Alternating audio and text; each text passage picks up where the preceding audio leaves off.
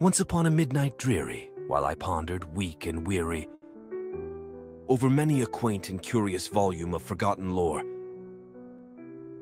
while I nodded, nearly napping, suddenly there came a tapping, as of someone gently rapping at my chamber door. "'Tis some visitor," I muttered, tapping at my chamber door. Only this and nothing more.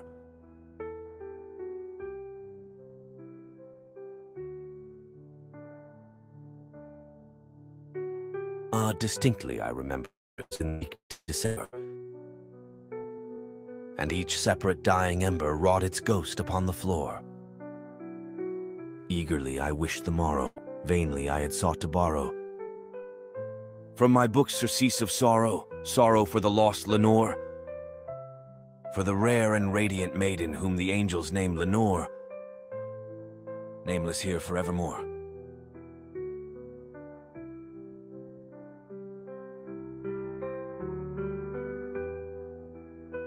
And the silken, sad, uncertain rustling of each purple curtain thrilled me, filled me with fantastic terrors never felt before. So that now, to still the beating of my heart, I stood repeating, "'Tis some visitor entreating entrance at my chamber door. Some late visitor entreating entrance at my chamber door. This it is and nothing more."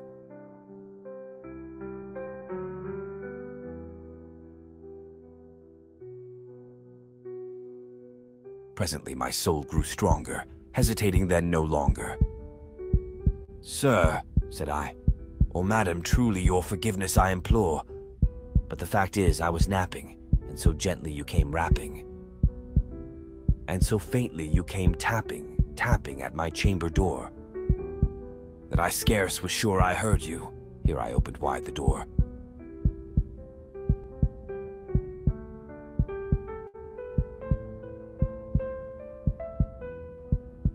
Darkness there and nothing more.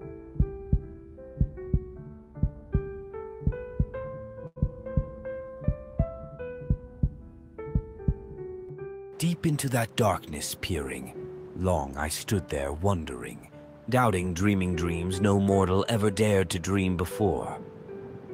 But the silence was unbroken, and the stillness gave no token. And the only word there spoken was the whispered word, "Lenore?" This I whispered, and an echo murmured back the word, "Lenore!" Merely this and nothing more.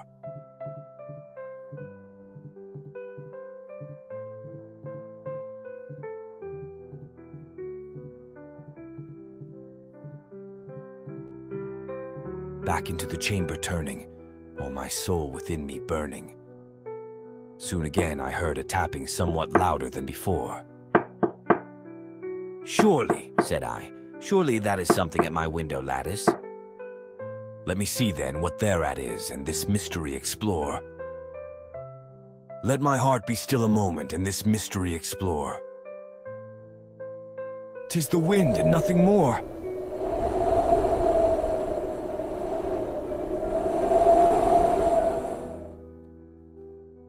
Open here I flung the shutter when, with many a flirt and flutter, in there stepped a stately raven of the saintly days of yore.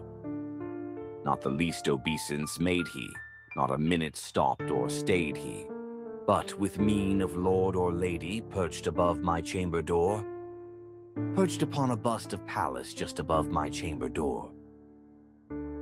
Perched and sat, and nothing more.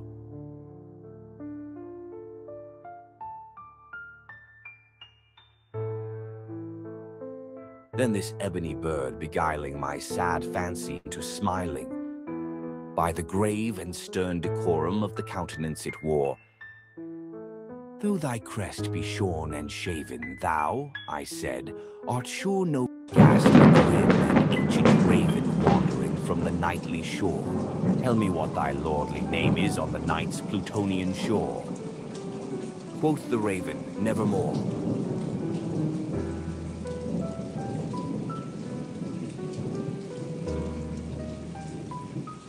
Much I marveled this ungainly fowl to hear discourse so plainly. though its answer little meaning, little relevancy bore. For we cannot help agreeing that no living human being ever yet was blessed with seeing bird above his chamber door. Bird or beast upon the sculptured bust above his chamber door, with such name as Nevermore.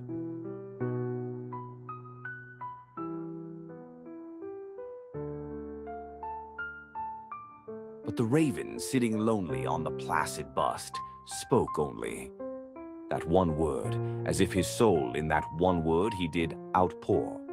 Nothing farther than he uttered, not a feather than he fluttered, till I scarcely more than muttered, other friends have flown before. On the morrow he will leave me, as my hopes have flown before. Then the bird said, Nevermore.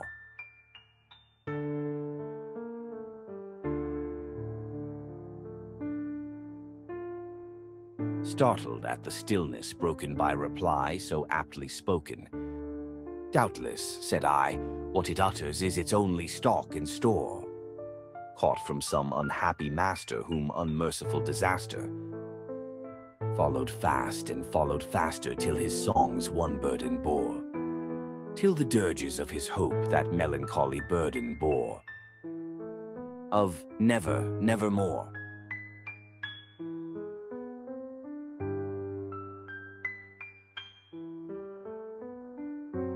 The raven still beguiling all my fancy into smiling.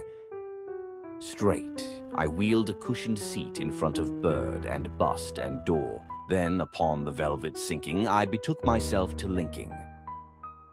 Fancy unto fancy, thinking what this ominous bird of yore, what this grim, ungainly, ghastly, gaunt, and ominous bird of yore meant in croaking nevermore.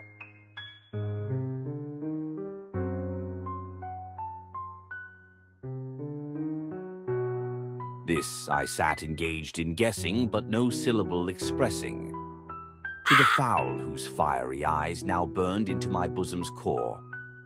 This and more I sat divining, with my head at ease reclining, on the cushion's velvet lining that the lamplight gloated o'er, but whose velvet violet lining with the lamplight gloating o'er, she shall press, nevermore.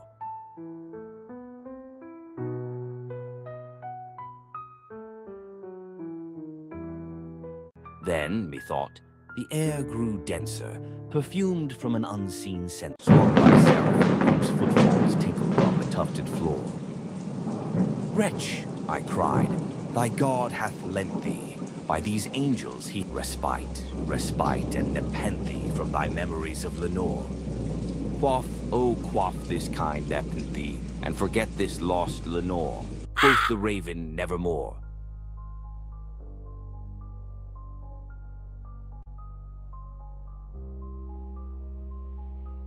Prophet, said I, thing of evil, prophet still, if bird or devil, whether tempter sent, or whether tempest tossed thee here ashore, desolate yet all undaunted, on this desert land enchanted, on this home by horror haunted, tell me truly, I implore, is there balm in Gilead? Tell me, I implore. Quoth the raven, nevermore.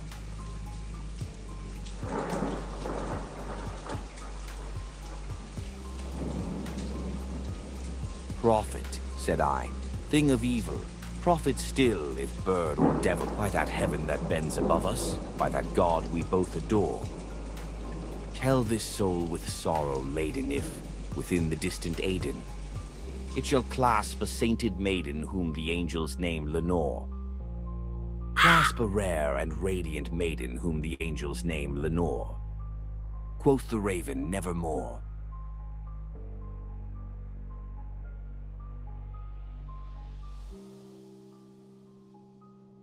Be that word our sign of parting, bird or fiend, I shrieked, upstarting. Get thee back into the tempest and the night's Plutonian shore. Leave no black plume as a token of that lie thy soul hath spoken. Leave my loneliness unbroken, quit the bust above my door. Take thy beak from out my heart, and take thy form from off my door. quoth the raven, nevermore.